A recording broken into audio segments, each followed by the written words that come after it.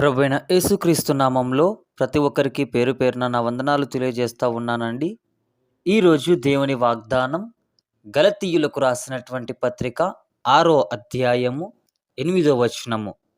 ఎలాగనగా తన శరీరేచ్ఛలను బట్టి విత్తువాడు తన శరీరము నుండి క్షయమను పంట కోయును, ఆత్మను బట్టి విత్తువాడు ఆత్మ నుండి నిత్య జీవమను పంట కోయును. హల్లెలూయా.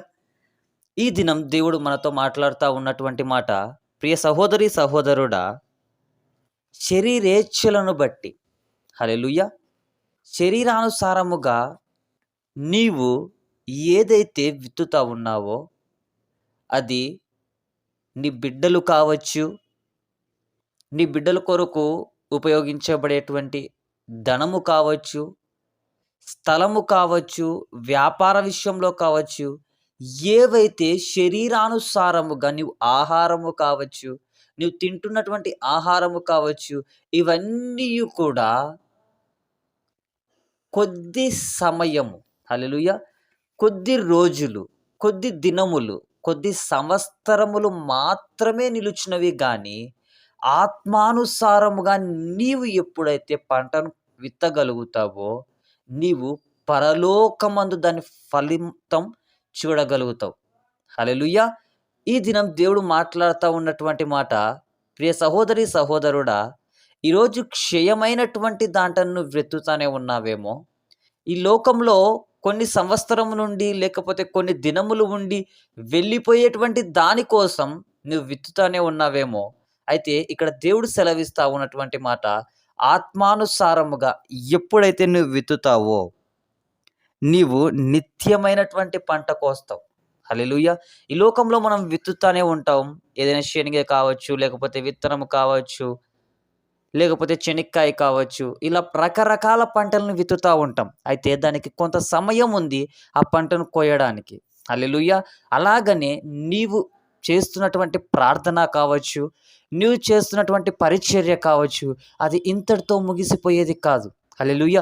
యుగ యుగములు కూడా దేవుని రాకడ కొరకై సిద్ధపడుతున్నటువంటి సంఘము. హల్లెలూయా. ఈరోజు ప్రియ సహోదరి సహోదరుడా, ఎట్టి రీతిగా నువ్వు పరిచర్య చేస్తూ ఉన్నావో, శరీరేచ్ఛలను బట్టి ఏదో ఈరోజు జరిగితే సరిపోతుందిలే, ఈ ఆదివారం సర్వీస్ అయిపోతే సరిపోతుందిలే, ఈ శుక్రవార దినంలో ఉన్నటువంటి సర్వీస్ అయిపోతే సరిపోతుందిలే అనే ఇంటెన్షన్తో నువ్వు ప్రార్థిస్తానే ఉన్నావేమో, అట్టి రీతిగా నువ్వు వాక్య బోధన చేస్తానే ఉన్నావేమో. అయితే ఈ లోకమైనటువంటి శరీరమైనటువంటి క్షయమైన దానికోసం నీవు ఆశపడక, నిత్యము వెలిగింపబడేటువంటి పరలోక రాజ్యం కొరకు, అనేక మందిని రక్షించుట కొరకు నిన్ను దేవుడు వాడుకోవాలి అనేసి ఆశపడతా ఉన్నాడు. హల్లెలూయా. ఈరోజు క్షయమైనటువంటి దానిలో నువ్వు ఆరిపోయి అక్కడే ఉండిపోతానే ఉన్నావా? లేకపోతే అక్షయమైనటువంటి పరలోక రాజ్యం కోసం, ఆ రాజ్యంలోకి నేను అనేక మందిని తీసుకొని వెళ్ళాలి, ఆ రాజ్యం కోసం నేను పని చేయాలి, ఆ రాజ్యం కోసం నేను విత్తాలి. హల్లెలూయా. ఏం విత్తాలండి ఆ రాజ్యానికి వెళ్ళాలి అంటే? డబ్బు కాదు, నీ ధనము కాదు, నీ ఆస్తులు కాదు, నీ బంగారము కాదు, నీ పిల్లలని కాదు. అయితే ఆ రాజ్యం కోసం నువ్వు వెళ్ళాలి అంటే అనేక ఆత్మల పంటను నువ్వు కొయ్యాలి. పాపంలో ఉన్నటువంటి వారి బిడ్డల్ని రక్షించాలి. పాపం నుంచి విడుదల పొందించడం కోసం యేసుక్రీస్తు దగ్గరికి తీసుకొని వెళ్ళేటువంటి బిడ్డగా నీవు తయారు కావాలి అనేసి దేవుడి దినం తెలియజేస్తా ఉన్నాడు. హల్లెలూయా. అటు రీతైనటువంటి కృపా కనికరము ప్రతి బిడ్డకి అనుగ్రహించబడును గాక. ఆమేన్. దేవుడి వాక్యమును దీవించును గాక. ఆమేన్. ప్రార్థన. మిక్కిలి ప్రేమ కలిగిన దేవా, నీకు స్తోత్రాలయ. క్షయమైన వాటి కొరకు శరీరేచ్ఛలను వల్ల కలుగు లాభము కోసము కాక ప్రభువా, మేమునైనా తండ్రి నీ పరలోకం రాజ్య నిత్య నివాసము కొరకై కష్టపడేటువంటి బిడ్డలుగా తయారు చేయమని ప్రార్థిస్తున్నాను తండ్రి. ఆమేన్.